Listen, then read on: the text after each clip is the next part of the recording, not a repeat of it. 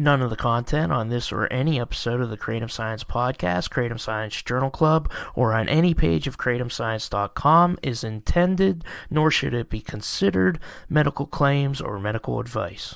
This is the Kratom Science Podcast.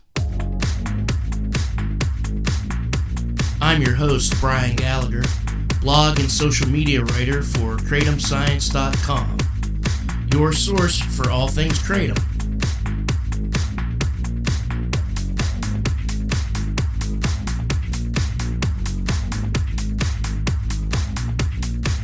Just wanted to update you about a few things for this episode. There's a new article on KratomScience.com called Kratom and Hallucinations, examining the evidence behind the claims.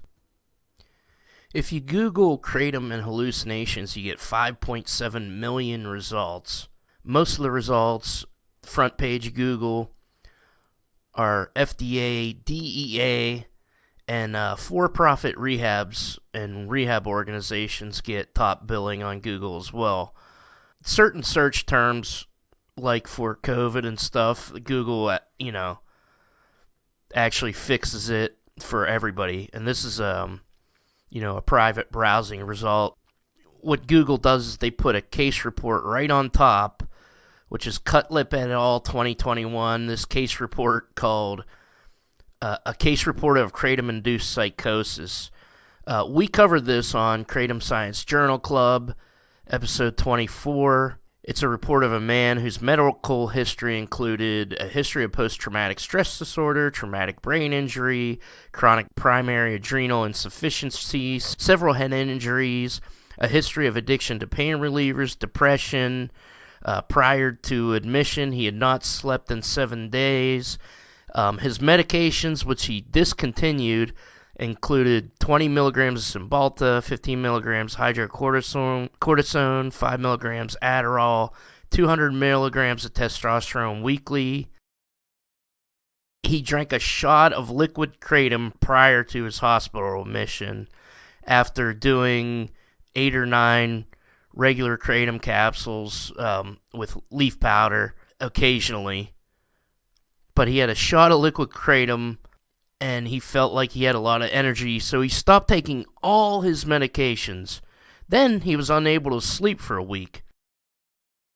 Lack of sleep always causes psychosis, and this caused the people writing the case report to conclude, quote, after speaking with the patient, kratom was considered the most likely cause of his acute psychosis, unquote. That's pretty obviously ridiculous. So you get 5.7 million results on Google. News agencies all over the place have just listed kratom as causing hallucinations with no sourcing. You don't expect them to source. It's all just clickbait now. But this also happens in the medical literature where stuff should be peer-reviewed, and none of this shouldn't pass peer review. Okay, for example, when you look up Kratom and Hallucinations, you don't get 5.7 million results on PubMed. You get 7.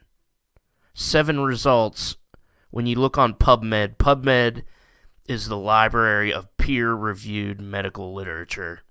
The first result, Babu et al. 2009. It's a study about both kratom and salvia divinorum. Dr. Christopher McCurdy is listed as one of the et als, one of the authors. It clearly only mentions hallucination as an effect of salvia divinorum and not kratom. But what happens is, what should have not passed peer review, is there's a paper by Chang Chen et al. 2017. It listed Babu 2009 as a source for this statement, quote, those who overdose on kratom can experience seizures, psychosis, coma, hallucination. It also sources, in addition to Babu, Forrester 2013 as a source for that claim. This is a Texas Department of State Health Services report on kratom-related calls to the Texas Poison Control Center from January 1998 to September 2013. 2 of the calls reported hallucinations after kratom ingestion. So this Cheng Chen 2017 decided to list hallucinations based on one paper that didn't say them at all and another report that had 2 callers that said, I'm having hallucinations and I took kratom. Well, just think for a minute. Well, what's wrong with that? Relying on call-ins to claim that kratom causes hallucinations. 2 callers from 1998 to 2013 in the state of Texas. Well, there's no more information in that paper because I looked at all these papers, all 7 of them, and there's more. There's more papers I looked at in this article about psychosis. But of these 7 that mentions hallucinations, they only rely on poison control center calls. So what can happen with a poison control center call? For one thing, how do they define hallucinations? People have heard of the eye wobbles that some people get with kratom. By the way, if you get them with low-dose kratom, I don't think you should take kratom. You get kind of like minor eye seizures. Well, what do you see in that? Your vision probably gets blurry. You call up and somebody might say, "Oh, I'm hallucinating." That's probably where those reports come from. It's really not a hallucination. It's just a minor eye twitch most of the time. But like I said, I don't think you should use kratom if it causes a weird effect like that right away with a low dose. There's other factors. There might be a co-ingestion of other illicit drugs. If somebody's tripping and they're saying, I took kratom, this legal drug, and it's giving me these symptoms, and what can I do to stop these symptoms of hallucination? Maybe is there something I can take or something I can eat to stop that? And they want to hide the fact that they did an illegal drug like LSD or mushrooms. You don't know if the products were adulterated because none of these products are tested. All stuff that you should know before making a claim like kratom causes hallucinations. And then there's 3 papers on this list of 7, this PubMed search for kratom and hallucinations, that just lists hallucinations as one of the side effects without any sourcing. And let's name them. Barrio Puzzi, that's a Spanish paper, 2013. Sangani, 2021. And Wright, 2018. They just list hallucinations as a kratom effect without any sourcing. And you can go look at those papers if you don't believe me. Eggleston et al. 2019 cites 45 reports to the National Poison Data System over a 7-year period that can't rule out those possibilities that I talked about as far as concealing illicit drugs, reporting blurred vision as hallucinations, etc., etc. There's no further investigation into those call-in self-reporting claims. Grundman criticized that paper. Grundman et al. 2019 critiques Eggleston, noting that, quote, the authors did not acknowledge that their data and methods prevent determining causal relationships between kratom and adverse outcomes, unquote, and, quote, the contribution of adulteration or contamination cases was ignored, unquote, just like I said. So, and then we look at the kratom and psychosis. I searched that. 13 results. 10 of the results don't even look closely at specific cases of kratom and psychosis. They just list it as psychosis as one of the effects. And they might cite one of these 3 papers I'm about to talk about, but they might not cite anything at all. So that sucks that happens in peer-reviewed literature. I mean, obviously, you can't rely on the news to be accurate about science at all, but that it happens in peer-reviewed literature just sucks.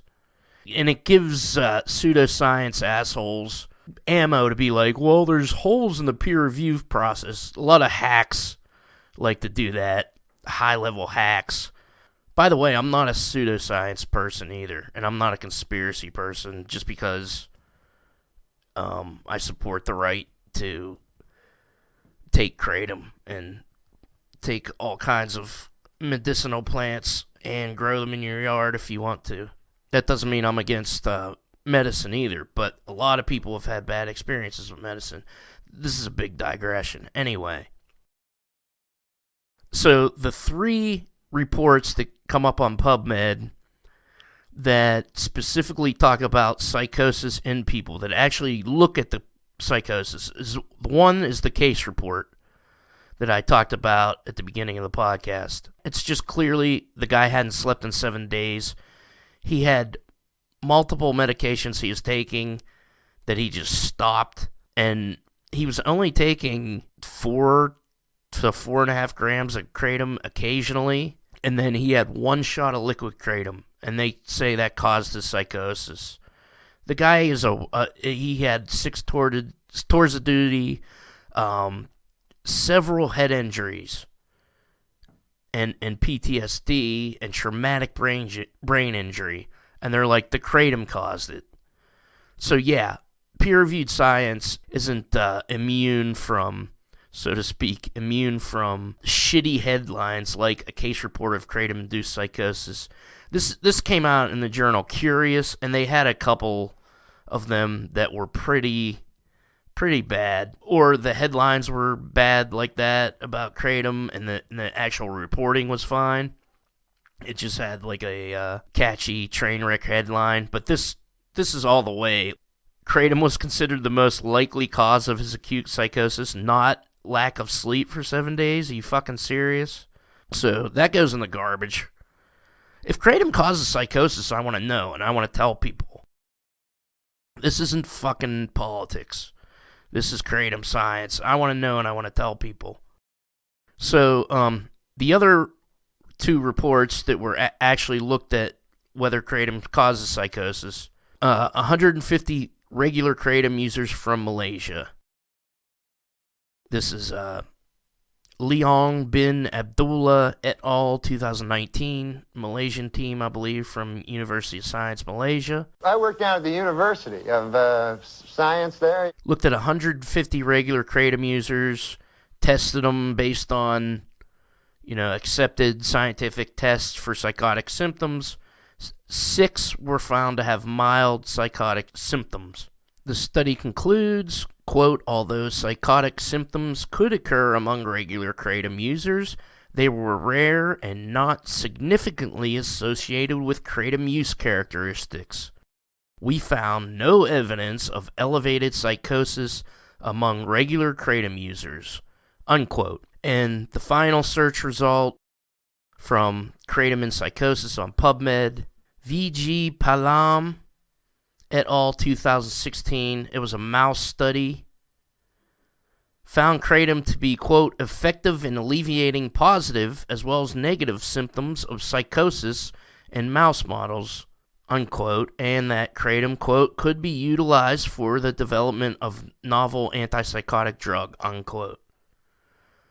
So, in a mouse model, they found that it caused antipsychotic symptoms. Then the other evidence is the real-world evidence that's anecdotal.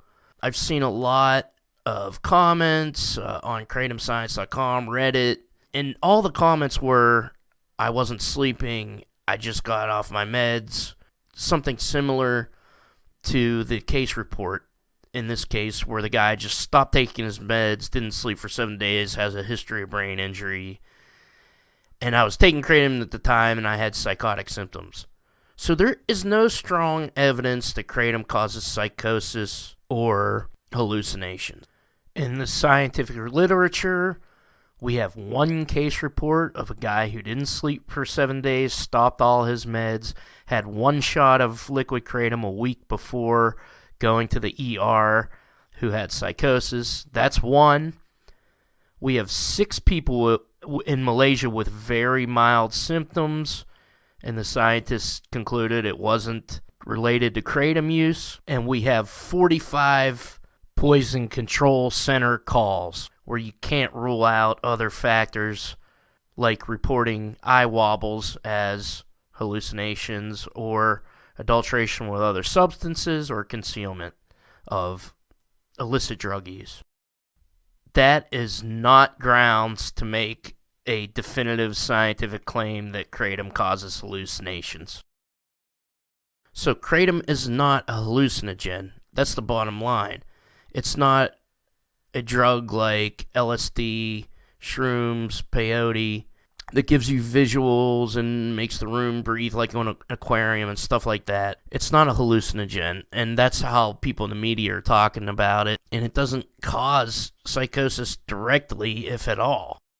There has to be several other factors. I mean, coffee can make you stay up too, and losing sleep gives you psychosis.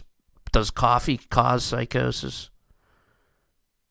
Does coffee cause hallucinations? Of course not. Of course not. And if there's going to be a study that comes out and says kratom causes psychosis in certain individuals or combined with other drugs, we'll let you know about it. So I'm going to update you on the state kratom bills.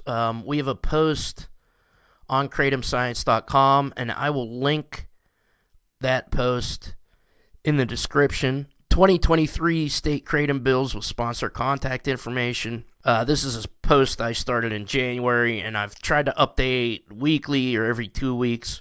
By the time this podcast goes up, it probably still won't be updated, but it'll be updated by the end of the week. April Fool's Day, that would be an appropriate day to update things that have to do with Congress.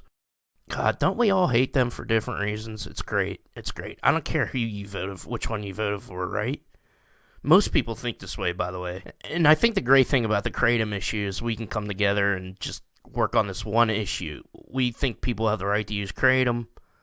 Doesn't matter who we voted for in the last election. We're working on an issue together. I think people can do that with every issue. Gun violence, everything. But once you get in that media hole, it's like, well, let's figure out how to divide this issue up. And people voluntarily do it. It's not just like a cabal of media executives deciding how we're going to divide this issue up. Although they do that, and they put it out there on cable news. Cable news sucks, by the way. I don't care which one you watch. It makes you dumber, no matter whether it's Fox or MSNBC. But anyway, I'm here to make you smarter. So the state kratom bills, I just want to read basically the new information. West Virginia and Virginia have both passed their Kratom Consumer Protection Acts. West Virginia was going to be a ban bill. It was good work that the American Kratom Association did to curb that into a Consumer Protection Act bill. The bill in Georgia that was also a ban bill that was morphed into a Consumer Protection Act with kind of harsh penalties. That was tabled by the Senate, but it was also tabled by that committee. Brad Miller, our past guest, testified. It was pretty popular in the kratom community, the videos and such. So I don't know what the fuck tabled means in Georgia, but the Senate tabled that bill, HB 181. That was a ban bill, and it turned into a Kratom Consumer Protection Act with pretty harsh penalties, definitions about kratom vaping, and just bizarre stuff. Same with the West Virginia one. If you're consuming kratom in West Virginia, I think you're fine. But the shop you might buy it, they're gonna have to pay like some licensing fees and stuff. And anybody who sells kratom out of West Virginia, like an online vendor, they're gonna be subject to restrictions and stuff, and pretty harsh penalties. All the new laws that pass after we're done with this legislative session hell, I'm going to write an article on each new bill and explore what that means for consumers and vendors. So, deal? All right. So Virginia, West Virginia passed. Georgia was tabled. There's a new law in Nevada, which is pretty strange. There's a state board of Oriental medicine, which I've never heard of in any other state. Anyone selling in Nevada has to register with a state board of Oriental medicine. Now, I think there's big companies that sell out in Nevada, and so it kind of becomes an issue anytime there's a big company because they're the one funding the lobbying efforts via the American Kratom Association. Because the one in Georgia was directed at another big company. They're trying to put them out of business with, like, regulation. You know, they're going to regulate their extracts, so that they have to be at a certain level. So some of these laws are targeting the bigger business and trying to either get tax money out of them or put them out of business. And there's a big lawsuit in Georgia that fueled the motivations for the law down there. So it's kind of a bizarre law in Nevada. It's AB 322. I don't really understand it, but probably has something to do with the big companies that operate out of there. Other laws, there's a movement in Tennessee on a couple of laws. There's a House and a State bill in Tennessee. Illinois, there's some movement on that law. Texas, Missouri has a Kratom Consumer Protection Act, both in the House and Senate, so there's movement there. Vermont, I think that's a new one. Montana, they actually read that one. I thought that one died. But the Montana one, just all it does is prevent people from selling Kratom to minors, which every sane person supports. Kids shouldn't have Kratom, definitely. Louisiana, there hasn't been any official movement, but there's some shit going down there. They want to pass that bill. They're going parish by parish, just like Mississippi went county by county. So we're going to keep an eye on Louisiana and definitely have an update about that. If not, bring maybe Paul back on to talk about that a little bit. Paul Schexnayder. The rest of the bills, there hasn't been movement in a few weeks, but like I said, I will put a link to that in the description, and it'll probably be updated hopefully by Thursday night, if not by Friday afternoon. I generally support reasonable regulations, but it's not even like supporting or opposing a regulation. It's just kind of an abstract bullshit thing. It's, does it solve problems? Laws sometimes solve problems, they sometimes cause problems, and most of the time both. What people really need to know is whether the Kratom they're purchasing is unadulterated, and eventually they need to know the alkaloid content. It's hard to do without a lab infrastructure, but at the very least they need to know that their Kratom is uncontaminated and unadulterated. It's pure leaf Kratom. With the extracts, there should be an alkaloid profile on every single fucking bottle of those extracts. Just don't take extracts. Unless you're a veteran Kratom consumer, and you already do, of course, I don't give a shit. But I don't think people should get into Kratom by buying extract shots. That's how you get into trouble. Do the pure leaf. That's what botanicals are all about, and we definitely advocate for the use of botanicals. Once you get into extracts, you're getting close to medicine, and when you get into medicine, you need to either do the science yourself, if the technology is available to you, or you need a professional that you need help with. You know, it would be great if we had the technology. Technology is getting cheaper and cheaper. But in an ideal world, as far as Kratom goes, people will be able to grow Kratom and have a cheap way to test it for alkaloid profiles. Or every vendor would provide evidence of unadulterated Kratom with non-toxic levels of bacteria and heavy metals.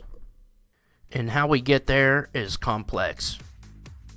Check us out on Facebook, TikTok, at KR80M Science, and on Twitter at Kratom Science. We are having weekly Kratom roundtables with me, Mike Overstreet, the Kratom guy, John Griggs, Misty Brown, every Friday at 4 o'clock right now. That's the time. On Twitter, they're live roundtables. Please like, subscribe, share, rate, review. The music is by Risey. The song is Memories of Thailand. Kratom Science Podcast is produced by me, Brian Gallagher, for KratomScience.com. Take care.